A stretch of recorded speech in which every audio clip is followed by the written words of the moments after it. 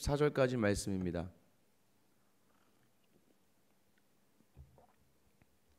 요한복음 1장 28절부터 34절까지 말씀입니다. 다 같이 한 목소리로 읽겠습니다. 이튿날 요한이 예수께서 자기에게 나아오심을 보고 이르되 보라 세상 죄를 지고 가는 하나님의 어린 양이로다. 내가 전에 말하기를 내 뒤에 오는 사람이 있는데 나보다 앞선 것은 그가 나보다 먼저 계심이라 한 것이 이 사람을 가리킴이라. 나도 그를 알지 못하였으나 내가 와서 물로 세례를 베푸는 것은 그를 이스라엘에 나타내려 함이라 하니라.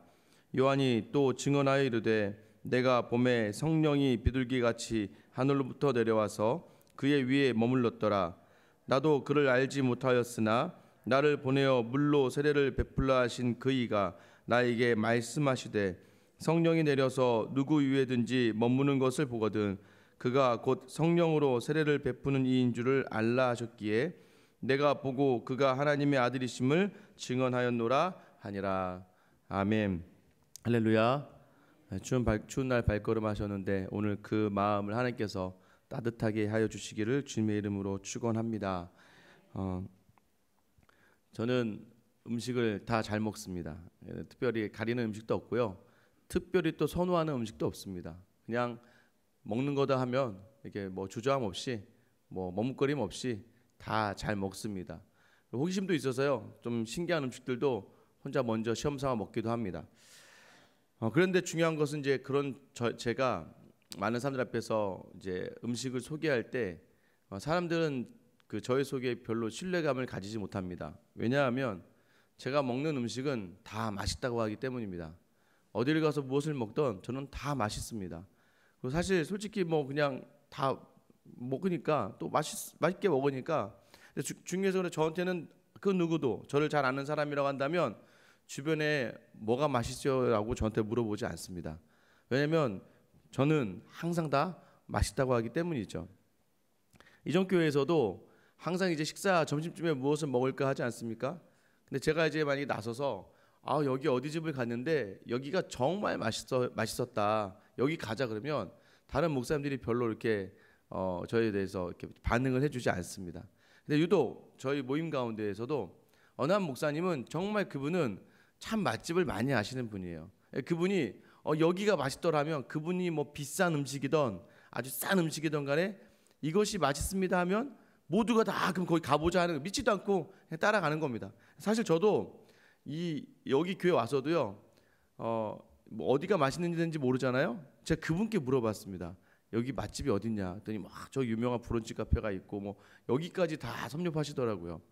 왜 그럴까? 그러니까 자기가 관심이 있고 좋아하고 또 그것에 대해서 더 많이 다녀봤으니까 아는 것이죠. 대신 저는 그냥 무엇을 먹느냐가 별로 그렇게 중요하진 않고요. 누구랑 먹느냐가 되게 중요합니다. 저는 어떤 사람이랑 먹느냐가 따라서 더 맛있고 더 맛없지 뭐 그게 굳이 어떤 음식이든 간에 특별히 상관이 없는 것 같습니다. 그분에게 저도 항상 많은 도움을 요청하기도 하는데요. 이것이 무엇입니까? 관심이 있는 또 열심히 하는 참 저분이 이야기하면 그래 나는 믿을만해 라고 하는 것이죠. 제가 공부를 조금 더 많이 했죠. 그래서 이제 THM 구약 석사도 좀 더 했고요. 박사 과정도 공부를 했습니다. 가장 이렇게 그 공부를 하고 나서 제가 흐뭇할 때가 언제냐면 그래도 제가 전하는 이 말씀이 문제가 있거나 여러 가지 좀 이렇게 해석에 어려움이 있거나 라는 것보다는 제가 공부를 제대로 했고 또 여러분이 그 말씀을 듣고 삶에 적용하기에 부족함이 없는 말씀이다라고 제가 스스로가 준비했던 시간이기 때문에 또 여러분에게 감히 또 제가 이 말씀을 드리면서 이게 살라라고 강조할 수 있죠. 무엇입니까? 세상에 어떤 사람이 가장 무서울까요? 세상에 어떤 사람이 가장 담대할까요? 확신이 있는 사람들입니다. 이것에 대한 확신이 있는 사람들. 그러니까 확신 있는 사람들의 그 말은요 굉장히 무섭죠. 그렇지 않습니까? 여러분 이렇게 말다툼하다가요 한 사람이요 막 이 악물고 그냥 맞다고 막 우기기 시작하면 그 사람을 도저히 이겨낼 수가 없습니다. 저 사람이 저렇게 얘기까지 하니까 뭘 믿고 저렇게 하는 거야라고 할 정도로 확신을 가지고 이야기하는 사람과 얘기하다 보면 오히려 잘못된 것이라도 확신을 가진 사람이 꼭 말을 하다 보면 이기게 되는 것이죠. 사도 요한이요, 세례 요한을 요한복음의 첫 증명, 그러니까 예수 그리스도의 재창조, 창세기와 같이 연관돼서 이 창조와 구속사역을 이야기하면서 제일 먼저 등장시키는 증인이 바로 이 세례 요한입니다. 이 세례 요한은요, 그렇게 그가 증언하는, 그가 제일 먼저 누구를 증언했다고 이야기했습니까? 오시는 예수 그리스도. 어제 그래서 우리 같이 나누었잖아요. 나는 아니다, 나는 아니다. 뭘 네가 그리스도냐, 엘리야냐, 선지자냐라고 계속 물어보는 그 질문에 있어서 요한은 틈을 주지 않습니다. 예수님도 요한에게 엘리야라고 했음에도 불구하고 요한 스스로는 자신에게 절대 틈을 주지 않는 거예요. 뭐냐면 나는 아닙니다, 나는 아닙니다, 오직 그리스도입니다. 그래서 우리가 그리스도인답게 살아가기 위해서 겸손하고 내려놓고 모든 것을 포기하고 헌신하는 그 삶이 목적이 되는 삶은 잘못된 것이고, 우리의 삶에 그리스도라는 존재가 내 안에 꽉 채워지면 이 그리스도라는 존재를 드러내기 위한 수단으로서의 낮아짐과 수단으로서의 겸손함과 수단으로서의 헌신이 있다고 제가 말씀드렸잖아요. 여러분 어제 어떻게 사셨습니까? 중요한 것은 또 그렇게 어떻게 살아내느냐 이것이죠. 어제 여러분 그리스도를 드러내고 그리스도만, 예수님만 맞습니다, 나는 아닙니다라는 삶이 여러분 삶 가운데 있으셨습니까? 여러분 괜찮습니다. 그렇지 않아도 괜찮아요. 그래, 왜요? 예수님은요 그래서 오신 거예요. 계속해서 말씀으로, 계속해서 성령의 임재로 그 백성들 계속해서 다가오셨지만 그 백성은 알지 못하고 깨닫지 못하니까 이제는 그 말씀이 육신이 되어서 눈으로 보여지는 그러한 상황으로 우리에게 나아오시는 것이죠. 이튿날이라고 이야기합니다. 이튿날이 되었어요. 다음 날이 되었습니다. 요한이요, 오늘은 예수님의 나오심을 봅니다. 그리고 어떻게 이야기합니까? 29절 마지막이죠. 보라, 세상 죄를 지고 가는 하나님의 어린 양이로다. 예수님이요, 세상 죄를 지고 가는 하나님의 어린 양이다라고 정확하게 이야기를 합니다. 여러분, 예수님이 죄가 있으세요, 없으세요? 예수님 죄가 없으십니다. 세례는 무엇을 위한 세례입니까? 죄사함을 위한 세례예요. 요한에게 예수님이 나아오셔서 세례를 받을 필요가 전혀 없으셨습니다. 그럼에도 불구하고 예수님은 왜 요한에게 세례를 받으러 나아오십니까? 여러분, 예수님이 세례를 받으러 나온 이유 가장 큰 것은 육신을 담고 있는 하나님이 육신이 되었기 때문에 우리에게 보여주는 심벌이죠. 이 육신이 죄 없는 이 예수님이 이 세례를 받음을 통하여 무언가 목적을 가지고 있는데, 오늘 본문은 그 목적 가운데 하나를 뭐라고 이야기하고 있냐면요, 31절입니다. 나도 그를 알지 못하였으나 내가 와서 물로 세례를 베푸는 것은 그를 이스라엘에게 나타내려 함이라라는 거예요. 하도 말씀으로 음성으로 해도 변화되지 않는 이스라엘 백성들을 보다 보니까 하나님이 오늘 세례라는 이 사건, 세례 요한에게 예수 그리스도께서 세례를 받는 장면을 통하여서 이스라엘에게 보여주시기 위함이라는 거예요. 이스라엘 하나님의 백성들에게 보여주시기 위하여 하나님의 아들이 이 땅에 오셨다고 하는 또 하나의 증거로 이 세례의 장면을 삼고 계시는 겁니다. 왜요? 원래 이 예수님은 죄가 없으신 분이거든요. 그런데 세상의 죄를 속하기 위해 오셨다는 거예요. 여러분, 예수님께서요 왜 여기 본문에서 어린 양을 강조할까요? 여러분, 어린 양 하면 우리는 출애굽기에 너무 잘 알고 있죠. 6월절에 살아남기 위해서 어린 양의 피를 문설주에 바른 집마다 살아남음을 경험했습니다. 장남이 죽지 않았어요. 죽음을 경험하지 않고 살아날 수 있었어요. 그 어린 양의 피가 지금 다시 6월절 어린 양으로 오실 예수님에 대해서 증거하고 있는 것이죠. 그리고 그 예수님이 이제 왔다라는 거예요. 하도 우리의 수준이 떨어지니까 하나님이 우리의 수준에 맞춰주시는 거예요. 야, 니네는 보아야 믿겠냐? 니네는 봐야 믿겠냐? 야, 보지 않고 믿는 것이 복된 거야 라고 아무리 말씀하셔도 모르는 거예요. 기적이 일어나도 안 돼요. 기적이 일어나도 자꾸 하나님을 형상화하려고 해요. 놀라운 능력이 일어나도 계속해서 무언가를 만들어내려고 그래요. 이것이 바로 하나님이다, 이것이 예수님이다. 사람들은요 보여줘야 마음의 안심이 되거든요. 그런데 오늘 본문에요 가장 많이 강조되는 게 있어요. 29절에 보면요, 이튿날 요한이 예수께서 자기에게 나아가 오심을 보았다라고 이야기합니다. 보았다, 그죠? 이 32절에도 요한이 또 증언하여 이르되 내가 보매라고 이야기합니다. 무엇입니까? 또 34절도 보세요. 내가 보고라고 이야기하죠. 무엇입니까? 요한은요 보았다는 거예요. 요한은 정확하게 보아서 더 확신할 수 있었어요. 여러분 어떻게 볼 수 있었냐 이거예요. 어떻게 그것을 볼 수 있었습니까? 요한이요 예수님에게 세례를 주는데 하늘에서 비둘기같이 하늘에서 성령이 내려오는 걸 요한은 보았습니다. 그 자리에요 수많은 사람들이 있어서도요 이 성령이 예수님께 내려오는 장면을 요한밖에 보지 못해서, 그러니까 요한만 고백을 하죠. 보라, 하나님의 세상죄를 지고 가는 어린 양이다 라고 이야기하는 건 뭐지? 사람들은 몰라요. 여러분 얼마나 요한이 사실은요 답답했겠습니까? 분명히 자기도 알고 있지 않았을까요? 엘리야로서의 사명, 예수님을 준비하는 그 사명이 자기에게 있었다는 걸 알아서 수많은 사람들이 자신이 나와서 세례를 받을 때 여러분 정말 엄청나게 많은 사람들이 모여들거든요. 세례 주고 계속 세례 주면서 언제 그분이 오시는가, 난 언제까지 이것을 행해야 되는가 라고 하는 그 찰나에 예수님이 딱 오신 거죠. 근데 예수님을 요한이 알아요 몰라요? 알죠. 엄마끼리 사촌인데요, 엄마끼리 예전부터 잘 알고 있었습니다.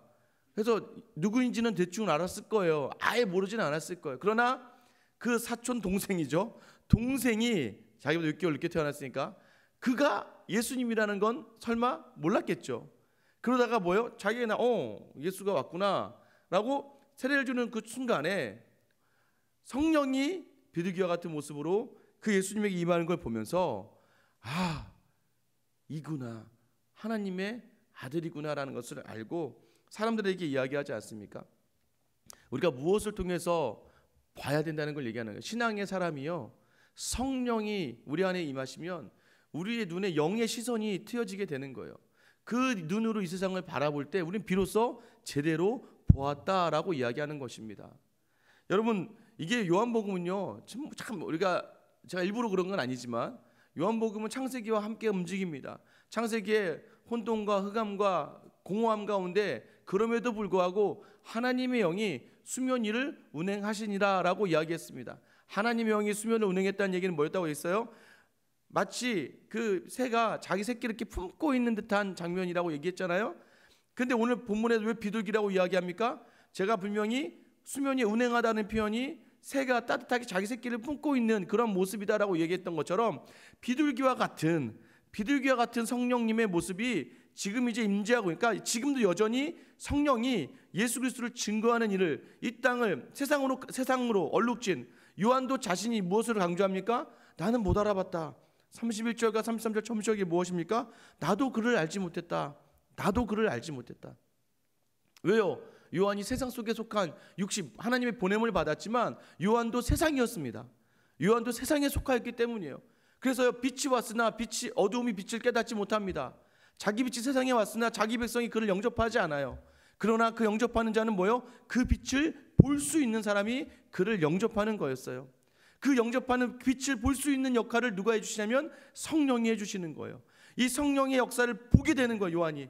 그래서 그때서야 드디어 메시아가, 그리스도가 요한의 눈에 보이게 되니까 나를 보내어 준비하게 하신 하나님, 그 하나님이 나의 눈을 열어서 예수 그리스도를 보게 하셨으니까 요한이 이것을 증언하게 되는 것입니다.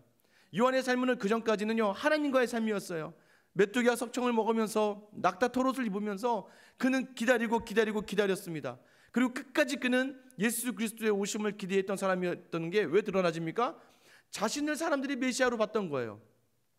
자신을 사람들이 선지자로 보고 자신을 사람들이 예수님같이 섬기고자 하였습니다. 수많은 사람들이 자기를 따랐어요. 아마 오늘날 그 시대에 오늘날 같이 투표를 했다면 저는 요한이 대통령이 됐을 거라 확신합니다. 그 정도의 인기가 많았던 요한이요 끝까지 자기의 손가락마저 부인했습니다. 예수 그리스도를 가리키고 있는 자기의 손가락도 이것도 아니다, 바라보는 나의 시선도 이것도 아니다 라고 했던 그에게 하나님이 성령을 통하여 그 예수를 온전하게 보게 하셨을 때 주의 영광을 보니, 여러분 주의 영광을 처음으로 경험한 요한의 심정이 어떠했을까요? 하염없이 세례를 주는 하염없이 자기 백성을 향하여 비판하고 계속해서 그들을 설교하면서 그들에게 잘못을 회개하라고 촉구하는 그 마음, 여러분 회개를 촉구하는 그 삶이요 굉장히 어렵고 힘들다는 거 아시나요? 예레미야가요 선포합니다. 우린 망했다. 이 나라는 망할 것이다. 바벨로니아 소리를 칠 것이다. 여러분 이것이 쉬울까요? 아닙니다. 여러분 저기 서울시청 가운데 가셔서요, 우리나라가 일본에 망할 것이다, 우리나라가 북한에게 망할 것이다, 여러분 이런 얘기하면 내 민족을 자녀들에게 가서요, 선지자의 그 아비의 심정을 가지고 자녀들에게 가서 야 이제 우리 집은 망할 거야, 우리 집 무너질 거야 라고 얘기하는 그 선지자의 심정이 얼마나 아프겠습니까? 세례 요한의 그 회개를 촉구하는 그 마음이 왜요? 죄로 얼룩진 너무나 가득한 이 땅의 사람들을 바라보면서 회개를 촉구하는 그 하루하루가 될수록 얼마나 마음이 피폐해져 갈까요? 그러면 그때 하나님이 요한에게 주의 영광을 보게 하는, 성령의 역사를 보게 하는 놀라운 순간을 이 요한에게 허락하시는, 이 놀라운 은혜가 요한에게 있는 것이죠. 그래서 요한은 더 끝까지 확신하게 됩니다. 이가 정말 내 뒤에 오실. 그래서요, 이 요한이 보게 되는 것이 무엇이에요? 요한 스스로도 죄인이었어요. 그래서 요한이 예수님을 보았다는 건 세상 죄를 없애기 위하여 이 땅에 오신 어린 양이었다는 것이죠. 요한의 세상의 죄도 자신의 죄가 제일 먼저 그로 말미암아 씻겨져 나가는 것을 경험합니다. 그리고 이가 성령으로 세례를 베푸실이라는 것을 확신하게 되는 것입니다. 여러분 우리 안에 성령이 오셔야 우리가 그분을 바라볼 수 있는 거예요. 그리고 흔들리지 않고 우리에게 주신 그 사명의 길을, 소명의 길을 갈 수 있는 것입니다. 여러분의 길이 흔들리지 않았습니까? 예수님을 증언하였던 요한의 증언이요 참될 수밖에 없었던 것은 그의 삶이 그것을 증언하는 것과 일치했기 때문입니다. 그는 끝까지 자기 자신을 부인했고 자기 자신을 숨겼고 자기 자신을 드러내지 않았던 삶이 계속되었기 때문에 그의 증언을 이 사도 요한이 제일 요한복음 첫머리의 증인으로 세워두는 겁니다. 여러분 요즘도 뭐가 중요합니까? 사람을 어디 뽑고 할 때요, 추천하는 사람이 누구냐에 따라도 달라지지 않습니까? 저는 많은 교회들을 봤어요. 어떤 게 큰 교회 목사님은요 참 좋은 목사님이세요. 왜 그런 줄 아세요? 자기 밑에 있는 부목사들을요 어떻게든 그 교회에 지원하는 교회에 막 조금이라도 되게 해주려고 그 부목사가 그 교회 지원하면요 막 전화를 막 해줍니다. 전화를 막 그 교회 장로님한테 다 전화를 하셔서요, 내가 이 목사는 내가 책임질 수 있습니다. 내가 추천해. 아니 몇만 명의 교회 목사님이 그렇게까지 장로님에게 전화 주시면 장로님들 마음이 혹 이산 열리지 않겠습니까? 근데 실수는 무엇인가요? 그것마저도 인간의 생각일 수 있다는 것이죠. 그 마음은 제가 알 것 같아요. 지금 제가 드리는 예화는 그렇게 추천하는 것만으로도 사람에게 신뢰를 준다는 거죠. 사도 요한이요 제일 먼저 이 자기 복음의 증인으로서 세례 요한을 채택한 이유는 그의 증언이 그의 삶과 일치했기 때문에, 그리고 그는 끝까지 세상의 유익을 바라지 않고 그 예수 그리스도를 위하여 끝까지. 그러나 여러분 증언하는 삶에서 우리가 확인해야 될 게 있습니다. 무엇입니까? 계속해서 나의 증언했던 것들이 맞는지를 돌아보셔야 돼요. 그래서요 요한도요 자기가 감옥에 있으면서도 제자들 예수 믿게 보냅니다. 보내면서 예수님께 또 확인하죠. 오실 그이가 당신이 맞습니까? 아니 자기가 세상 죄를 지고 갈 어린 양이라고 이야기했던 저분이 정말 메시아다, 나는 저의 신발끈 풀기도 감당하지 못하겠다라고 했던 요한이요 다시 한번 사람을 통해 물어보는 겁니다. 물론 뭘 물어볼까요? 요한이 생각했던 메시아와는 다른 사역을 예수님이 하고 계시니까 요한도 그 시대 모든 사람들이 가지고 있던 메시아는요 다윗과 같은 메시아였거든요.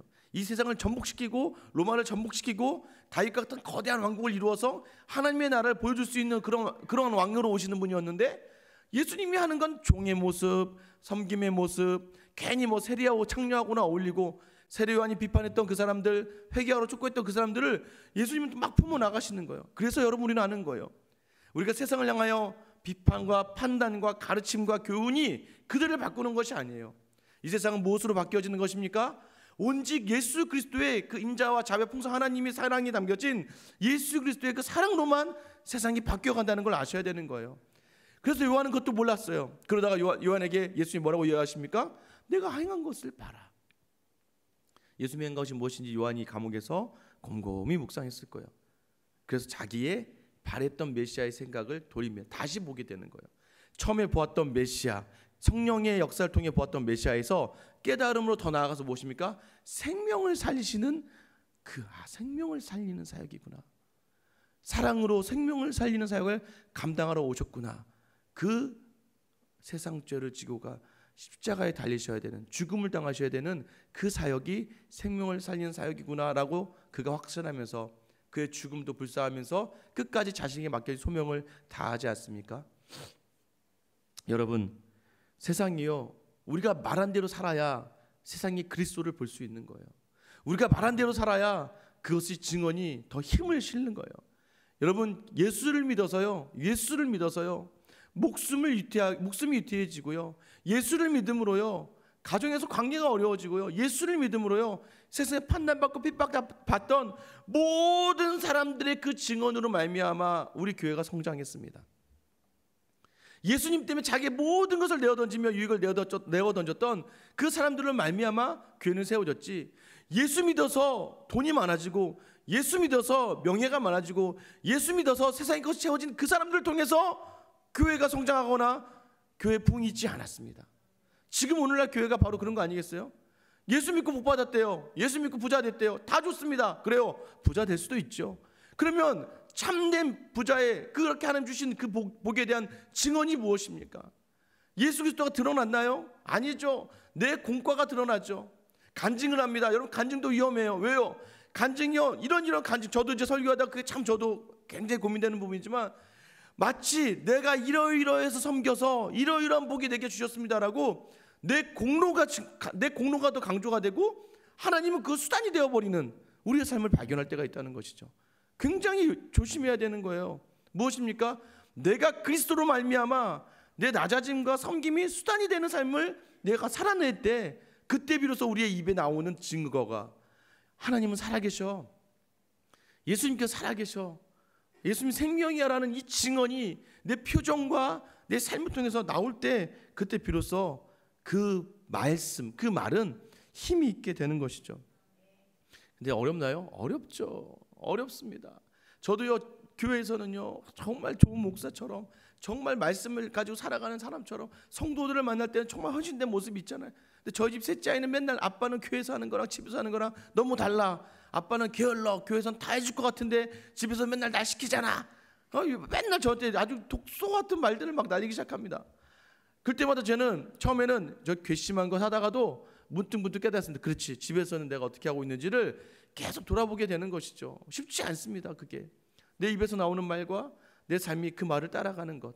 여러분, 이 말, 내가 정하는 증언이 정말 힘을 얻으려면 내 삶이 뒷받침될 때 그게 가능합니다. 그러려면 어떻게 해야 된다고요? 내가 무엇을 하는 게 아니에요. 내 안에 그리스도가 담아지는 거예요. 그래서 오늘 기도하셔야 돼요. 주님, 나로 하여금 주님만 보게 하여 주시옵소서. 세례요한에게 성령이 임하였을 때 세례요한은 봅니다. 뭘서 봅니까? 성령의 역사를 보고요, 예수 그리스도가 참 하나님의 아들이라는 걸 보게 되는 거예요. 오늘 뭘 하려고 하지 마세요. 여러분, 오늘 새벽에 나와서 기도하실 때, 주님, 세상의 눈을 가리우고 오직 나로 하여금 주님만 보게 하소서. 그때 여러분 비로소 여러분의 삶에 주님으로 가득 찬 삶, 증인으로 살아가는 삶이 될 줄 믿습니다. 오직 주님만 보게 하시는 귀한 하루가 되길 주님의 이름으로 축원합니다. 이 시간 기도하겠습니다. 여러분, 기도하실 때요, 오늘은 이렇게 기도했으면 좋겠습니다. 주님, 주님만 보게 하여 주시옵소서.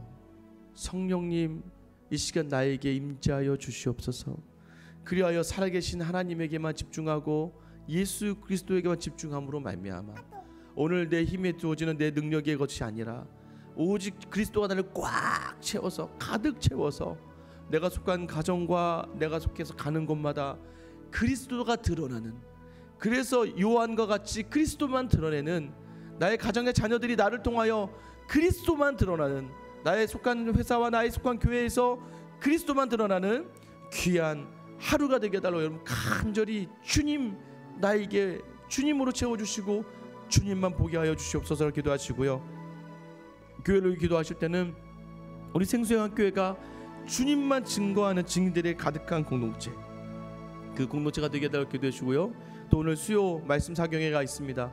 계속해서 창세기 말씀 나눠지는데요, 하나님 이 말씀 가운데 함께 하시고 함께하는 자들에게 정말 주님의 창조의 놀라운 비밀들을 경험하는 귀한 역사가 있게 해달라고 기도해 주시고요. 선교사님을 위해 기도하실 때는요, 장성준 선교사님이 기도하셨으면 좋겠습니다. 어제 제가 연락했는데요, 마나미 자매가 남편이 굉장히 아프대요. 암으로 투병하고 있는데 남편을 돌보고 또 자녀가 대학을 진학 중에 있는데 너무나 힘들대요. 그래서 세례교육을 제대로 하지 못하고 있어서 너무나 안타깝다고 어제 연락을 주셨어요. 여러분, 우리 그 마나미 자매를 위해서 하나님 그 마음에 다시 한번 말씀을 들을 수 있는 자료 인도하시고 또 세례를 베풀 수 있고 세례를 받고 귀한 주님의 자녀로 설 수 있는 은혜 달라고 오늘 이 시간 나와 교회와 선교사님 놓고 같이 한번 주님이라 한번 부르며 기도하겠습니다. 주여 하나님 오늘 우리